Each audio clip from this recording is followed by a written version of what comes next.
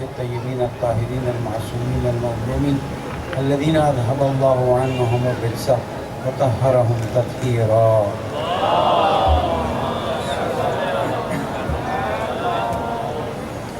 درود سے پتہ چل رہا ہے کہ کتنی تھکن ہے، اس لیے میں آپ کے اور قائد محترم کے درمیان میں زیادہ حائل نہیں ہوں گا.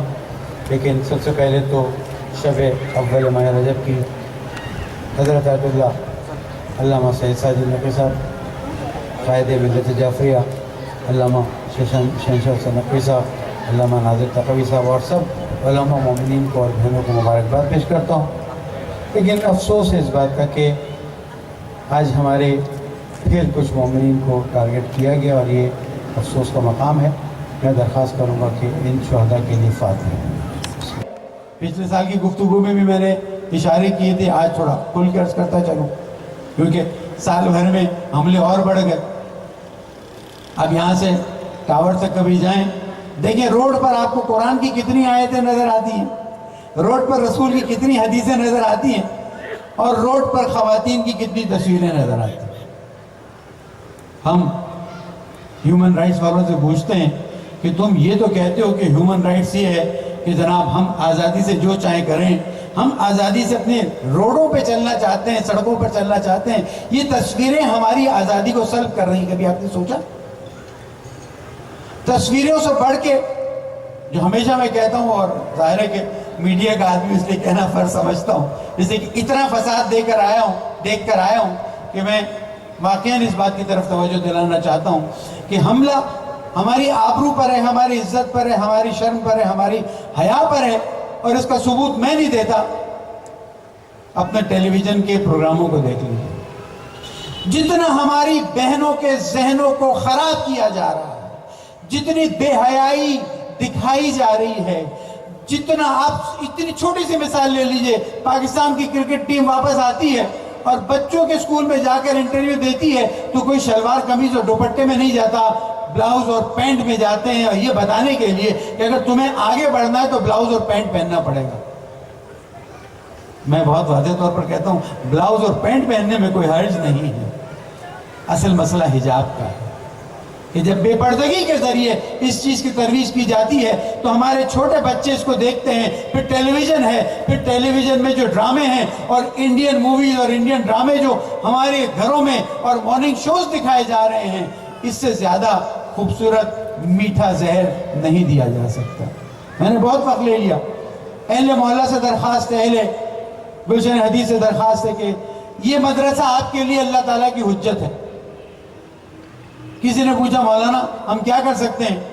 جو کر سکتے ہیں آپ دیکھیں کہ آپ کی کیا توانائی ہے. میں ایک چھوٹا سا فارمولا دے کے بات کو آگے بڑھاتا ہوں اور آہستہ آہستہ نتیجے کی طرف بڑھتا ہوں، کیونکہ مجھے ایک اور فساد کی طرف بھی توجہ دلانی ہے اور پھر اپنی گفتگو ختم کرنا ہے علماء سے معذرت کے ساتھ. کہ اگر آپ مدرسے کی کسی طرح سے مدد نہیں کر سکتے تو ایک چھوٹا سا ڈونیشن باکس لے لیجئے، اپنے گھر میں رکھ لیجئے، صرف روز کے 10 روپے اس میں ڈال دیجئے.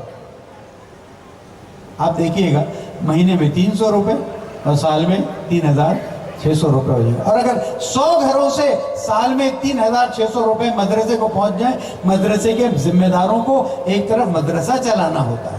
یہ ایک عجیب رسم ہے کہ وہ مدرسہ بھی چلائیں، وہ تبلیغ بھی کریں، وہ زحمتیں بھی اٹھائیں، وہ محنتیں بھی کریں، وہ کوشش بھی کریں، پھر چندہ مانگنے بھی آئیں. نہیں، غیرت مند معاشرے کا تقاضا یہ ہے کہ خود اٹھ کر جائیں اور کہیں ہم آپ کی یہ 5 روپے سے ہی مدد کر سکتے ہیں، 5 روپے ہماری طرف سے. کوئی عیب نہیں. عیب یہ ہے کہ آپ اس حجت کو اپنے اوپر تمام نہ دیکھیں اور اس مدرسے اور اس طرح کے دینی مراکز سے بے توجہ رہیں. تیسری چیز اور آخری چیز جس کی طرف توجہ دلانا چاہتا ہوں، اور مجھے یقین ہے کہ علماء میری بات کی تائید کریں گے، کہ اس زمانے میں شیعیان حیدر کرار کو اپنی راہ سے ہٹانے کے لیے مختلف فارمولا اپلائی کیے جا رہے ہیں. اور ان فارمولاز میں سے ایک فارمولا یہ ہے کہ قیادت کو عوام سے جدا کر دیا جائے یا عوام کو قیادت سے ناراض کر دیا جائے، اور ایسے سوالات معاشرے میں اٹھائے جائیں کہ جس کے جوابات عام عوام تک نہ پہنچ سکے. یعنی غلط فہمیاں عوام تک پہنچا دی جائیں لیکن جوابات عوام تک نہ پہنچائے جائیں۔ نتیجہ یہ ہے کہ جو آپ نے میرے مولا امیر علیہ السلام کے زمانے میں دیکھا کہ لوگوں نے مولا کائنات کی مدد کرنا چھوڑ دی، ساتھ دینا چھوڑ دیا، اسلامی معاشرے کا کیا حال ہوا۔ ظاہر ہے کہ مولا کائنات کی منزلت اپنی جگہ پر ہے، لیکن آج ہم پر اللہ تعالیٰ کی حجت تمام ہے۔ جس طرح میں نے مدرسے کے طور پر عرض کیا، ویسے میں عرض کرتا ہوں کہ اللہ تعالیٰ نے ہمیں اس عظیم قائد کی شکل میں وہ رہبر اور وہ لیڈر دیا ہوا ہے کہ آج ان کی مثبت حکمت عملی کی وجہ سے نہ صرف تشیع بچی ہوئی ہے، پاکستان محفوظ ہے۔